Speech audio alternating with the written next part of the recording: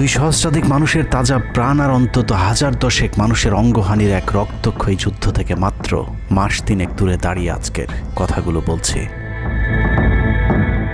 শহরের রাস্তায় এখনো শহীদ ওয়াসিমদের রক্তের ছোপ ছোপ দাগ লেগে আছে। স্বাভাবিক জীবনে ফিরতে পারেনি এখনো শহীদের পরিবারগুলো। ইয়ামিনের মা হয়তো কাউকে পেলেই জানতে চাইছে আমার খোকার উপর কিসের এত রাগ ছিল ওদের।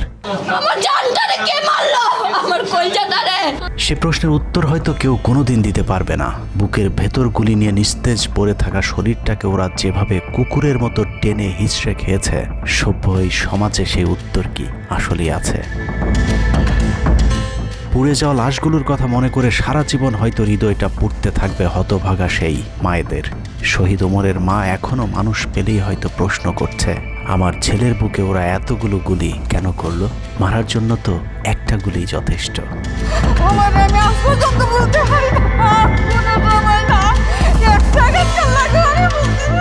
তৃষ্ণা পেলে মুগ্ধের মায়ের হয়তো কানে বেজে উঠবে, পানি লাগবে, পানি।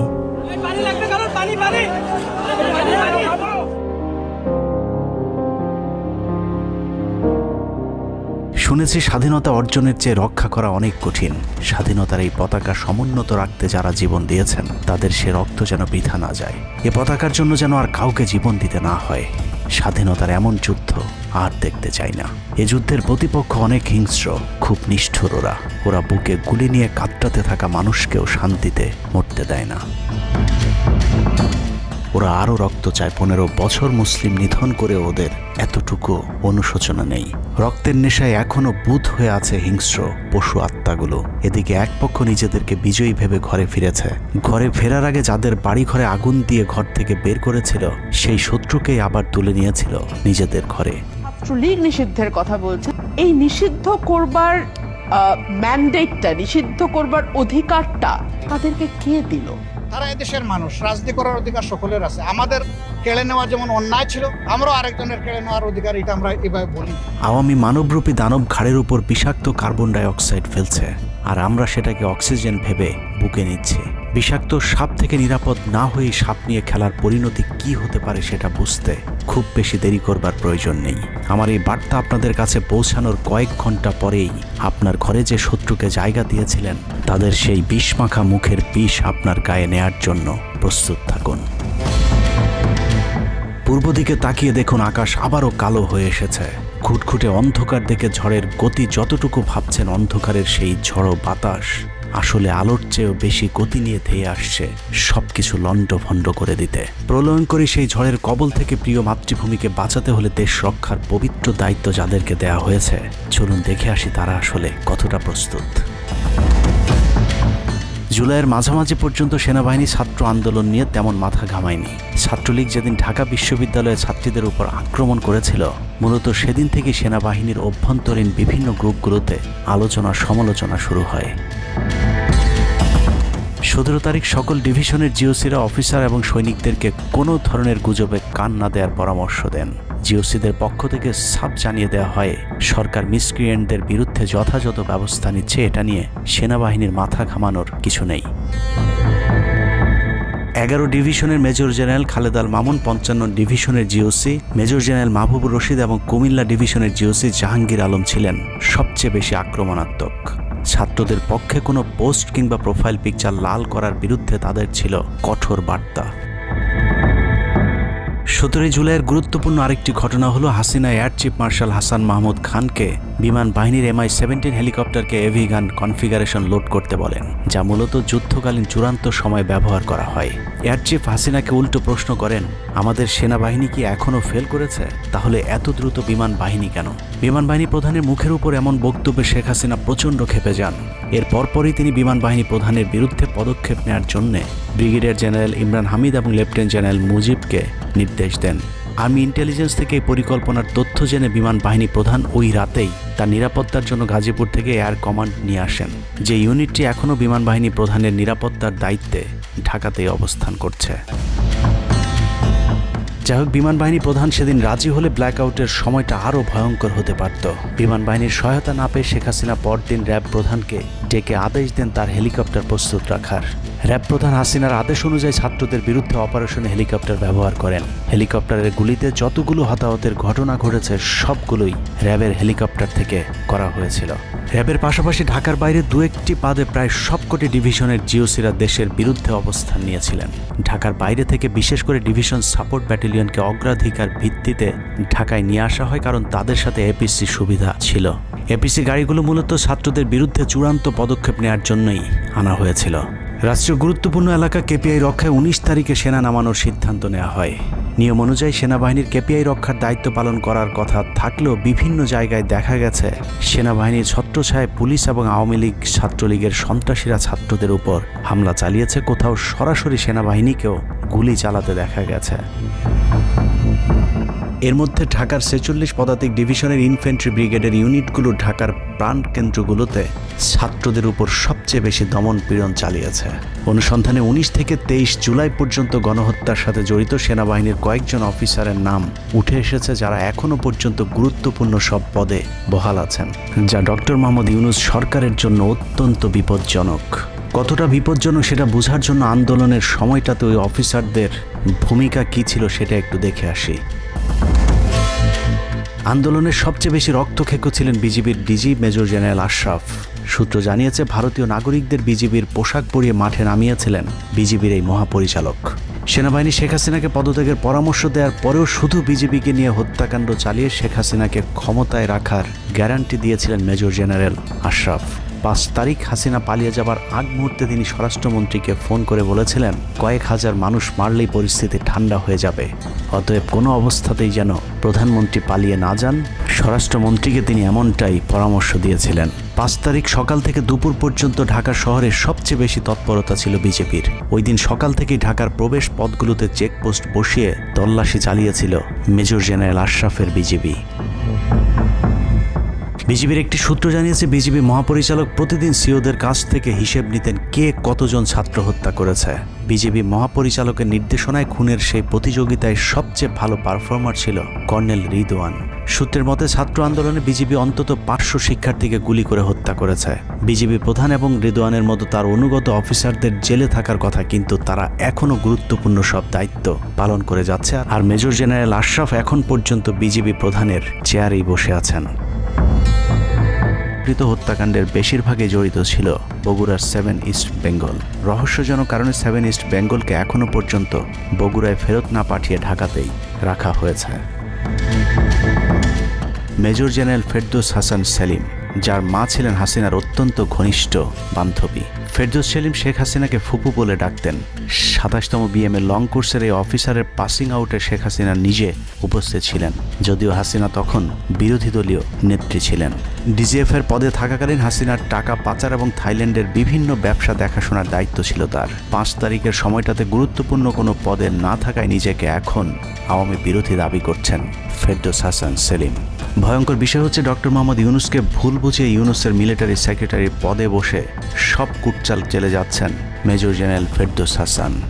গ্যারান্টি দিয়ে বলে রাখলাম, সুযোগ পেলে সবার আগে ডক্টর মোহাম্মদ ইউনূসের মিলিটারি সেক্রেটারি নিজেই ইউনূসের গলা চেপে ধরবে। অতএব যত দ্রুত সম্ভব ডক্টর মোহাম্মদ ইউনূসের মিলিটারি সেক্রেটারির পদ থেকে তাকে সরাতে হবে। শেখ হাসিনার গণভবন ঠেকাতে সবচেয়ে বেশি শক্ত বলয় তৈরি করা হয়েছিল। অনুসন্ধানে জানা যায়, শেখ হাসিনাকে রক্ষা করতে গণভবনের আশপাশে সেনাবাহিনীর অন্তত 13টি অস্থায়ী চেকপোস্ট বসানো হয়েছিল, যেখানে east Bengal regiment, field regiment artillery, Bangladesh infantry regiment, infantry brigade headquarter সহ সেনাবাহিনীর বেশ কয়েকটি চেকপোস্ট বসানো হয়েছিল শুধুমাত্র শেখ হাসিনাকে রক্ষা করার জন্যে। সেনাবাহিনীর এসব আর্মি অফিসারদের সম্মিলিত অপারেশনে ছাত্রদের উপর চালানো হয়েছে নির্মম নৃশংস হত্যাযজ্ঞ। কিন্তু এই হত্যাকাণ্ডই সেনাবাহিনীর ভেতরে থাকা দেশপ্রেমিক অফিসারদের বিবেকের দরজা খুলে দিয়েছিল। 20 থেকে 23 জুলাই ইন্টারনেট বন্ধ করে যে পৈশাচিক হত্যাকাণ্ড চালানো হয়েছে, সেই দৃশ্য যখন একের পর এক সামনে আসতে শুরু করেছিল, তখন সাধারণ মানুষ যেভাবে স্তম্ভিত হয়েছিল, ঠিক একইভাবে সেনাবাহিনীর বিবেকবান জুনিয়র এবং মধ্যম সারির অফিসারদেরকেও ব্যাপকভাবে নাড়া দেয়। ভিডিওগুলো যত ছড়িয়ে পড়ছিল, ততই থমথমে হয়ে উঠতে থাকে সেনাবাহিনীর অভ্যন্তরীণ পরিবেশ। 27 তারিখ প্রাপ্ত গোয়েন্দা তথ্যের ভিত্তিতে সেনাপ্রধানকে জানানো হয় পরিস্থিতি নিয়ন্ত্রণের বাইরে চলে যাচ্ছে। কোনো অবস্থাতেই প্রধানমন্ত্রীকে ক্ষমতায় রেখে পরিস্থিতি নিয়ন্ত্রণ করা সম্ভব নয়। গোয়েন্দা ওই রিপোর্টে আরও জানানো হয় সেনাবাহিনীর ভেতরে বিদ্রোহের আশঙ্কা দেখা দিয়েছে। বিশেষ করে মধ্যম সারি এবং জুনিয়র অফিসারদের ভেতর ব্যাপক অসন্তোষ লক্ষ্য করা যায়। একই রিপোর্ট প্রধানমন্ত্রীর অফিসকেও অবহিত করা হয়। সেই রিপোর্টের পরেও কঠোর অবস্থানে যাবার সিদ্ধান্ত নেওয়া হয় সরকারের পক্ষ থেকে। এদিকে গোয়েন্দা রিপোর্টের প্রেক্ষিতে সেনা ইউনিটের মধ্যম সারি জুনিয়র অফিসার এবং সৈনিকদের উপর কঠিন সামরিক গোয়েন্দা নজরদারি চলতে থাকে, যে কারণে প্রচণ্ড ক্ষোভ থাকলেও কোনো ধরনের পূর্ব প্রস্তুতি ও পারস্পরিক যোগাযোগ না থাকায় সেনাবাহিনীর দেশপ্রেমিক অফিসার ও সৈনিকেরা কিংকর্তব্য বিমূঢ় হয়ে পড়েন। 27-28 দুই দিন এভাবেই টান উত্তেজনার মধ্য দিয়ে কেটেছে। 29শে জুলাই শেখ হাসিনাকে পরিস্থিতি সম্পর্কে ধারণা দিতে সেনাপ্রধান সারা দেশের অফিসারদেরকে নিয়ে সেনা সদরের হেলমেটে একটি ভিডিও টেলিকনফারেন্সে দরবার গ্রহণ করেন। সেই কনফারেন্সে অপারেটরের অসাবধানতাবশত স্ক্রিনে হঠাৎ করে ক্যামেরা টার্ন অফ করা HPM নামে একটি বক্স ভেসে উঠেছিল। এরপরে উপস্থিত অফিসারেরা হাসিনার উপস্থিতির বিষয়টি বুঝে ফেলেন। অনেকের ধারণা শেখ হাসিনা উপস্থিত আছেন এটা বোঝাতেই HPM বক্সটি সবাইকে দেখানো হয়েছিল, যেন কেউ কোনো ধরনের অভিযোগ করতে না পারেন। কিন্তু সবাইকে অবাক করে বেশ কয়েকজন অফিসার তাদের ক্ষোভের কথা জানান। এর মাঝে রাজশাহী CMH এর একজন মেজর র্যাঙ্কের নারী চিকিৎসক 19 থেকে 23 তারিখ পর্যন্ত চলা ছাত্র হত্যার বিভীষিকাময় বর্ণনা তুলে ধরে আবেগী এক বক্তব্য দেন। সূত্র জানিয়েছে এ সময় সেনাবাহিনীর কয়েকজনকে কাঁদতে দেখা গেছে। একদিকে সেনাবাহিনীর উচ্চপদস্থ অফিসারদের মারমুখী অবস্থান, অন্যদিকে বেশিরভাগ জুনিয়রদের নিষ্ক্রিয়তার মধ্য দিয়ে সেনাবাহিনীতে স্পষ্ট দুটি ভাগ লক্ষ্য করা যায়। এরই মধ্যে সেনাবাহিনীর কাছে প্রাপ্ত গোয়েন্দা তথ্য অনুযায়ী যে কোনো সময় সেনাবাহিনীতে বিদ্রোহ দেখা দিতে পারে। বিশেষ করে লেফটেন্যান্ট কর্নেল থেকে নিচের অফিসারদের ভেতর ব্যাপক ক্ষোভের বিষয়টি গোয়েন্দা প্রতিবেদনে জানানো হয়। সেই প্রেক্ষিতে 3 তারিখ শর্ট নোটিসে আরেকটি টেলিকনফারেন্স কল করা হয়। মূলত ওই রিপোর্টের প্রেক্ষিতে হাসিনার বিশ্বস্ত ওয়াকার হাসিনা থেকে মুখ ফিরিয়ে নেন, কারণ হাসিনাকে বাঁচাতে গিয়ে তিনি নিজের জীবন বিপদে ফেলতে চাননি। 3 তারিখ কনফারেন্সের শুরুতেই সবাইকে ঠান্ডা রাখতে একটি মোনাজাত করা হয়েছিল। যে মোনাজাতে গুরুত্বপূর্ণ একটি দোয়া ছিল রাব্বানা লা তাজআলনা মাআল কওমিজ জালিমিন, অর্থাৎ হে আল্লাহ আমাদেরকে জালিম সম্প্রদায়ের অন্তর্ভুক্ত করবেন না। এ সময় পুরো দরবার রুমে পিন পতন নীরবতা লক্ষ্য করা গেছে। মূলত এই মোনাজাতের মধ্য দিয়ে ফয়সালা হয়ে যায় সেনাবাহিনী কাদের পক্ষে দাঁড়াবে। সেনা সূত্র থেকে পাঠানো এসব তথ্যে উঠে এসেছে সেনাবাহিনী কোন কোন এলাকায় ছাত্র জনতার উপর গুলি চালিয়েছিল এবং কতটা পরিকল্পিতভাবে মানুষ হত্যার ছক কষা হয়েছিল। 4 তারিখও সেনাবাহিনীর ভূমিকা ছিল অত্যন্ত অস্পষ্ট। কিছু জায়গায় সেনাবাহিনী ছাত্রদের পক্ষে, আবার কিছু জায়গায় ছাত্রদের উপর গুলিও চালিয়েছে। 4 আগস্ট সবার প্রথম 24 ডিভিশন চট্টগ্রামের GOC lieutenant general Mainur Rahman তার বাহিনীকে ছাত্রদের পাশে দাঁড়ানোর নির্দেশ দেন। 5 তারিখ সকাল পর্যন্ত আর্মির ভূমিকা ছিল অত্যন্ত সন্দেহজনক।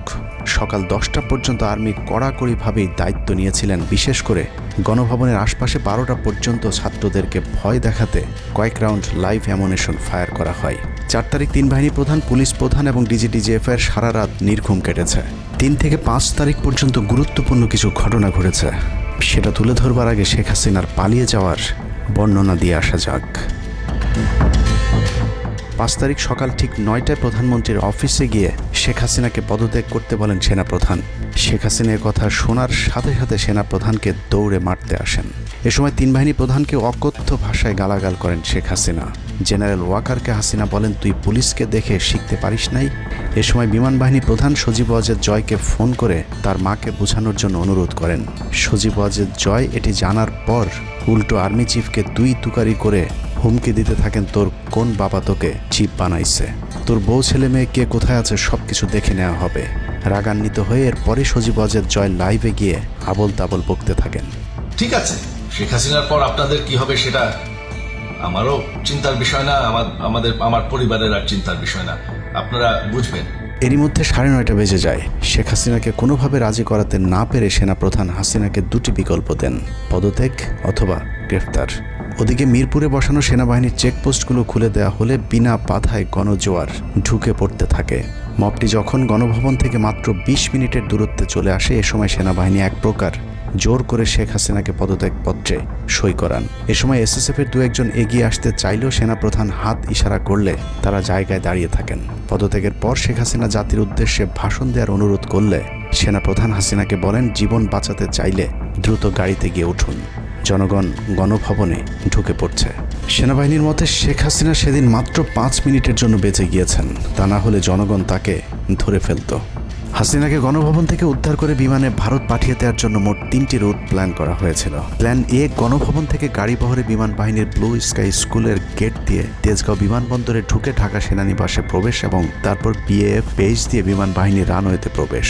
সেখান থেকে বিমান বাহিনীর C-130 যে বিমানে ভারতে উড্ডয়ন। দুর্ভাগ্যজনকভাবে ততক্ষণে বিপ্লবী জনতা শেওড়াপাড়া রাস্তা দিয়ে বিমান বাহিনীর ব্লু স্কাই স্কুলের গেট ক্রস করে আগারগাঁও চৌরাস্তা পর্যন্ত চলে এসেছিল। ওদিক দিয়ে ক্যান্টনমেন্টের জাহাঙ্গীর গেটও ছাত্র জনতার দখলে, তাই গণভবন থেকে গাড়িতে করে ঢাকা সেনানিবাসে ঢোকার সব পথ বন্ধ হয়ে গিয়েছিল, যে কারণে প্ল্যান বি অবলম্বন করতে হয়েছিল হাসিনাকে উদ্ধারকারীদের। প্ল্যান বি অনুযায়ী গণভবন থেকে বিমান ঘাঁটিতে যাওয়ার তখন একটাই পথ বাকি ছিল, তা হলো হেলিকপ্টারে যাওয়া। বিমান বাহিনীর MI-17 হেলিকপ্টার চন্দ্রিমা উদ্যানের পাশে বাণিজ্য মেলার মাঠে এসে অবতরণ করে। খুনি হাসিনা চন্দ্রিমা উদ্যানের পাশের রাস্তা দিয়ে বাণিজ্য মেলা মাঠে প্রবেশ করে এবং সেখান থেকেই হেলিকপ্টারে করে বিমান বাহিনী ঘাঁটিতে নিয়ে যাওয়া হয় তাকে। সেখানে গিয়ে তারেক সিদ্দিকী এবং সালমান এফ রহমানের জন্য কিছুক্ষণ অপেক্ষা করে শেখ হাসিনা। তবে শেষ পর্যন্ত সালমান এফ রহমানের পৌঁছাতে দেরি হয় শেখ হাসিনাকে নিয়ে কোনো গন্তব্য ছাড়াই 10টা 45 মিনিটে উড়াল দেয় বিমান বাহিনীর C-130 জুলিয়েট বিমানটি। সাধারণত বিমানের রুট ব্যবহারে কোড ব্যবহার করতে হলেও সেটা করেনি। রাডার ফাঁকি দিতে জীবনের ঝুঁকি নিয়ে এই পদ্ধতি অবলম্বন করা হয়েছিল।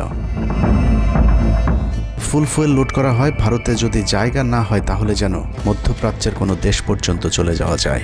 মোট 9 জন পাইলটকে নিয়ে বিমানে ওঠানোর পর কোনো ধরনের নির্দেশনা বা ম্যাপ প্ল্যানিং ছাড়াই পাইলটদেরকে বলা হয় টেক অফ করতে। বিমানটি প্রথমে যশোরের উপর দিয়ে কলকাতায় পৌঁছালে সেনাপ্রধান জাতির উদ্দেশ্যে ভাষণের ঘোষণা দেন, কিন্তু কলকাতায় ল্যান্ডিংয়ের পারমিশন না দিলে সেখান থেকে শেখ হাসিনাকে বহন করা বিমানটি চলে যায় আগরতলায়। আগরতলায় পারমিশন না পেয়ে আবারও দিল্লির দিকে উড়াল দেয়। সেখান থেকে দিল্লি গেলে সেখানেও রিফিউজ করা হয়। দিল্লি বিমানবন্দরে নামতে না দিলে অনিশ্চয়তা দেখা দেয় শেখ হাসিনাকে বহন করা বিমানটির ভারতে অবতরণ নিয়ে। বিমানের একজন পাইলটের বরাত দিয়ে জানা যায় এভাবে উদ্দেশ্যহীনভাবে দীর্ঘক্ষণ ঘুরতে থাকার পর জরুরি অবতরণের সিদ্ধান্ত নেওয়া হয়। তবে জরুরি অবতরণের ঠিক আগ মুহূর্তে দিল্লির গাজিয়াবাদ এয়ারবেজে নামার অনুমতি পায় C-130 জুলিয়েট, যেখানে অজিত ধওয়াল তাকে রিসিভ করেন। অবতরণে জটিলতার কারণেই 5 তারিখ সেনাপ্রধান জাতির উদ্দেশ্যে ভাষণ দিতে বারবার দেরি করছিলেন, কারণ তিনি নিশ্চিত হতে চাচ্ছিলেন শেখ হাসিনা ভারতে অবতরণ করেছেন।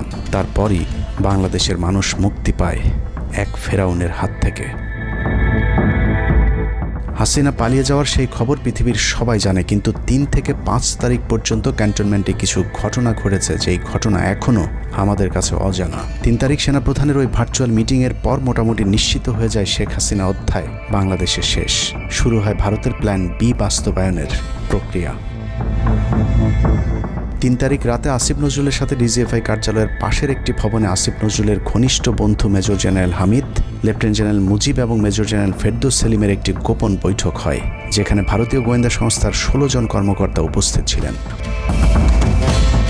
মূলত 5 তারিখ শেখ হাসিনা পদত্যাগ করার পর করণীয় নির্ধারণ করতেই ওই বৈঠক অনুষ্ঠিত হয়। দীর্ঘ বৈঠক শেষে মোট 3টি বিকল্প নির্ধারণ করা হয়। প্রথমটি জরুরি অবস্থা জারি করে সেনাবাহিনীর হাতে ক্ষমতা দেয়া, দ্বিতীয়টি আসিফ নজরুলকে প্রধান উপদেষ্টা করে একটি অন্তর্বর্তীকালীন সরকার গঠন। অন্তর্বর্তীকালীন সরকারের ভেতরে যেন ভারতীয় বলয়ের লোকজন বেশি সংখ্যায় রাখা যায় সেটা নিশ্চিত করার ব্যাপারেও আলোচনা হয় বৈঠকে, এবং সেটা নিশ্চিত করতে আসিফ নজরুলের পেছনে সেনাবাহিনীর ওই অংশটির সর্বোচ্চ সাপোর্ট থাকারও নিশ্চয়তা দেওয়া হয়। মূলত আসিফ নজরুলকে সামনে রেখে সেনাবাহিনীর মাধ্যমেই দেশ চালানোর পরিকল্পনা করা হয়েছিল 3 তারিখের ওই গোপন বৈঠকে। 4 তারিখ 3 বাহিনী প্রধানের মধ্যে দফায় দফায় বৈঠক চলেছে।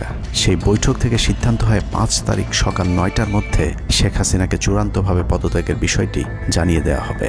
এর পরপরই আসিফ নজরুলকে আবারও ক্যান্টনমেন্টে ডেকে আনা হয় এবং শেখ হাসিনার পদত্যাগের পর আওয়ামী নেতা কর্মীদেরকে যতটা সম্ভব নিরাপত্তা দেয়া, বেসরকারি বিভিন্ন প্রতিষ্ঠানগুলোতে যতটা সম্ভব আগের কর্মকর্তাদেরকে রেখে দেয়া এবং বিটিআর হত্যাকাণ্ড নিয়ে কোনো ধরনের পদক্ষেপ না নেওয়ার সহ বেশ কিছু করণীয় ঠিক করে দেওয়া হয়।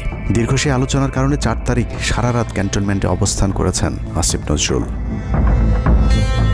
তাৎক্ষণিক আসিফ নজরুলের কাঁধে 2টি দায়িত্ব দেওয়া হয়: আর্মির প্রতি সকলে আস্থা তৈরি করা এবং হাসিনার পদত্যাগের পরপর ছাত্রদেরকে সেনাবাহিনীর নিয়ন্ত্রণে নিয়ে আসা। কথা মতো আসিফ নজরুল 4 তারিখ রাত এবং 5 তারিখ খুব সকালে ক্যান্টনমেন্টে বসে ফেসবুকে তিনি 2টি পোস্ট করেন। পোস্টের প্রথমটি 4 তারিখ রাতে সেনাবাহিনীকে প্যাট্রিয়ট সম্বোধন করে করা হয়। যেন সেনাবাহিনীর প্রতি ছাত্র জনতার আস্থা বেড়ে যায়। এবং পরেরটি সংখ্যালঘুদের বাড়িঘরে হামলা না চালানোর অনুরোধ করে পোস্ট করা হয়। দুপুর 12টার আগে আসিফ নজরুলের করা হিন্দুদেরকে নিয়ে ওই পোস্টে প্রমাণ করে আসিফ নজরুল আগে থেকে জানতেন কিছুক্ষণ পর আসলে কি ঘটতে যাচ্ছে। আমরা এখন আর্মি চিফের সাথে একটা আলোচনায় আছি। আমি যতটুকু ওনার সাথে কথা বলেছি আমার কাছে মনে হয়েছে, আশা করছি আপনাদের জন্য অনেক বড় সুসংবাদ আসছে। বিজয়ের খবর আগেই জেনে যাওয়াটা সমস্যা না, কিন্তু সমস্যা হলো আসিফ নজরুল সবাইকে আন্দোলনের কেন্দ্রবিন্দু ঢাকা বিশ্ববিদ্যালয়ে যেতে না বলে ক্যান্টনমেন্টের সুখবরের অপেক্ষায় থাকতে বলেন। মূলত আসিফ নজরুলের ওই ফাঁদে পা দিয়ে ছাত্র জনতার জুলাই আগস্ট বিপ্লবের বিজয় হাতছাড়া হয়ে গিয়েছিল। ছাত্রনেতাদের সরলতাকে কাজে লাগিয়ে আসিফ নজরুল নাহিদ আসিফদেরকে সেনাপ্রধানের কাছে আসতে বলেন। নাহিদ, আসিফ, মাহফুজরা সেনাপ্রধানের কাছে যাবার আগে আসিফ নজরুলের প্রধান উপদেষ্টা হবার বিষয়টি চূড়ান্ত হয়ে যায়। সমন্বয়কেরা পৌঁছানোর পর সেনাপ্রধান তাদেরকে জানায় আসিফ নজরুল হচ্ছেন প্রধান উপদেষ্টা। কিন্তু ছাত্ররা ডক্টর মোহাম্মদ ইউনুসকে প্রধান উপদেষ্টা বানানোর দাবি করলে আসিফ নজরুল তাদেরকে জানায় ডক্টর ইউনুস প্রধান উপদেষ্টা হতে রাজি নয়। কিন্তু ছাত্র নেতাদের সাথে ইউনুসের আগে থেকে যোগাযোগ ছিল, যে কারণেই সেনাপ্রধানকে ছাত্ররা জানায় আমরা ডক্টর ইউনুসের সাথে একান্তে কথা বলতে চাই। ছাত্ররা ডক্টর ইউনুসকে ফোন করলে তিনি জানান প্রধান উপদেষ্টা হতে চান না সেনাবাহিনী কিংবা আসিফ নজরুলের কাছে তার এরকম কোনো বার্তা তিনি দেননি। এরপর ছাত্র নেতাদের দাবির মুখে ইউনুসকে প্রধান উপদেষ্টা বানাতে বাধ্য হয় সেনাবাহিনী। ডক্টর মোহাম্মদ ইউনুসকে প্রধান উপদেষ্টা করা হলেও ক্ষমতার কেন্দ্রে থেকে যায় ভারত নিয়ন্ত্রিত ক্যান্টনমেন্টের মদতপুষ্ট আসিফ নজরুল, যাকে তারা সুনিপুণভাবে গেল এক যুগে তিলে তিলে তৈরি করেছেন। আসিফ নজরুল তার মন্ত্রণালয়ের বাইরেও সবখানে নিয়োগ থেকে বদলি বরখাস্তের একক ক্ষমতা ভোগ করতে থাকে। একদিকে সেনাবাহিনীর ছত্রছায়া আসিফ নজরুলের হাত ধরে ভারতীয় এজেন্টদেরকে গুরুত্বপূর্ণ সব পদে বসানো হচ্ছিল, অন্যদিকে চলছিল পুরো দেশ দখলের ভয়ঙ্কর ষড়যন্ত্র। কিন্তু ছাত্রদের চাপের মুখে আসিফ নজরুলের পরিবর্তে ডক্টর মোহাম্মদ ইউনুসের প্রধান উপদেষ্টা হবার বিষয়টি কোনোভাবেই মেনে নিতে পারেনি সেনাবাহিনীর ভারতপন্থী অংশটি, যে কারণে 5 তারিখ রাতেই একটি ব্যর্থ সেনাকুয়ের ষড়যন্ত্র করা হয়েছিল। 5 তারিখের পরপরই ইউনুসের একের পর এক ভারতীয় আগ্রাসন বিরোধী বক্তব্যে আতঙ্কিত হয়ে ওঠে ভারতীয় বলয়, যে কারণে 8 তারিখ শপথ নেয়ার আগেই ডক্টর মোহাম্মদ ইউনুসকে হত্যা করে সেনাকুয়ের আরেকটি চেষ্টা চালায় সেনাবাহিনীর ওই অংশটি। 8 তারিখ ডক্টর ইউনুসের নেতৃত্বে নতুন সরকার শপথের ঠিক আগ মুহূর্তে একটি সেনাকুয়ের চেষ্টা করা হয়। কুয়ের নেতৃত্ব দেন লেফটেন্যান্ট জেনারেল মুজিব এবং মেজর জেনারেল হামিদুল হক।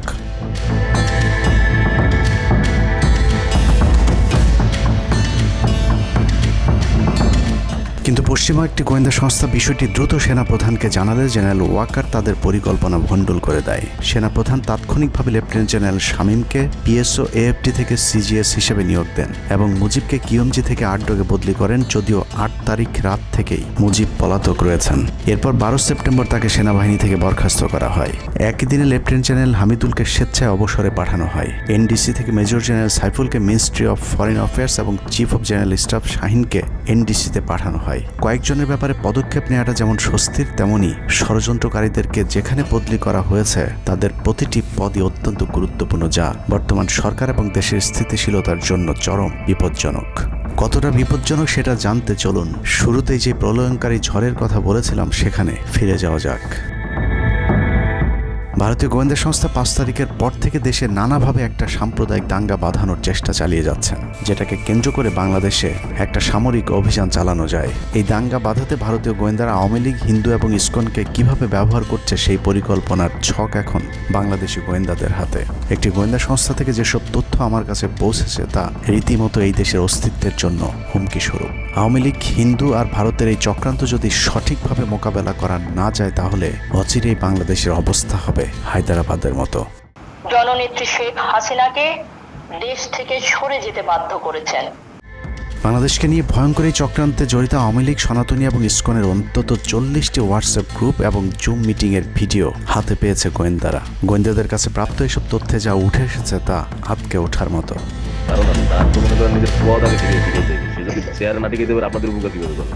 সেনাপ্রধান জামাত হলে এতদিন আওয়ামী লীগ বাইচে ফেলা দিত, ঠিক আছে?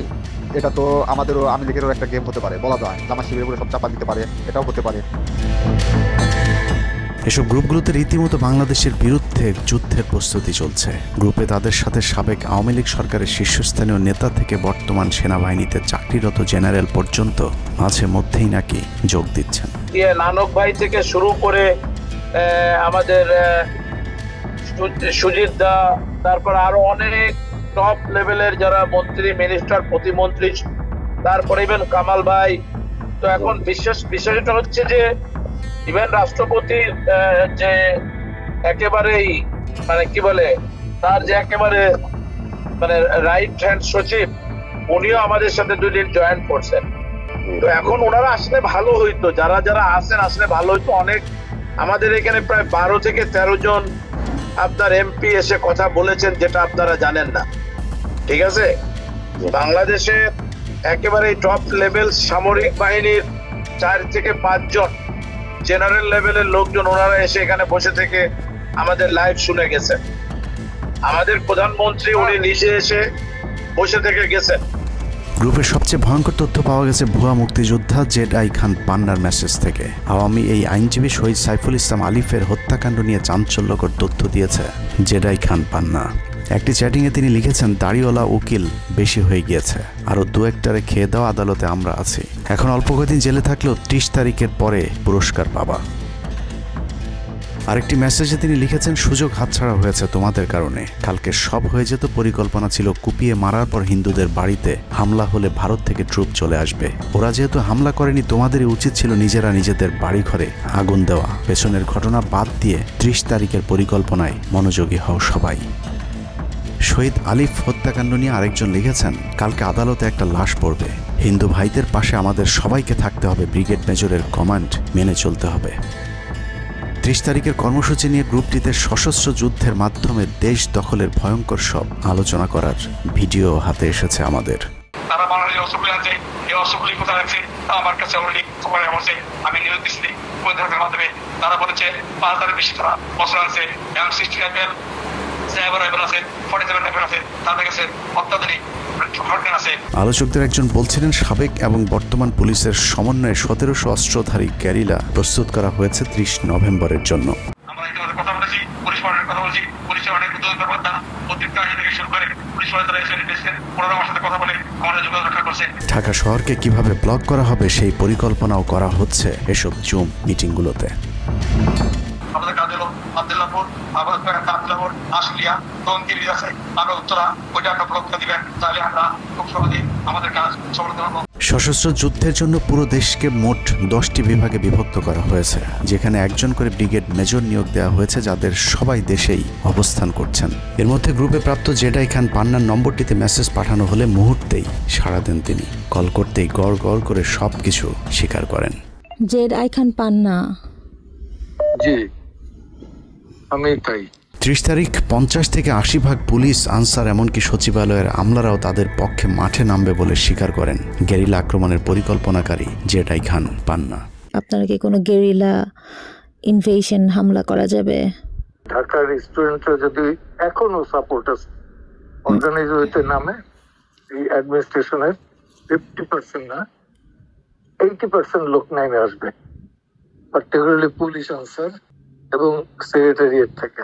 পালিয়ে যাওয়ার আগে এই ভিডিও প্রচারের সাথে সাথে রাষ্ট্রদ্রোহিতার অভিযোগে তাকে গ্রেফতার করতে হবে, তাহলে চক্রান্তকারীদের আরও পরিকল্পনার তথ্য পাওয়া যেতে পারে।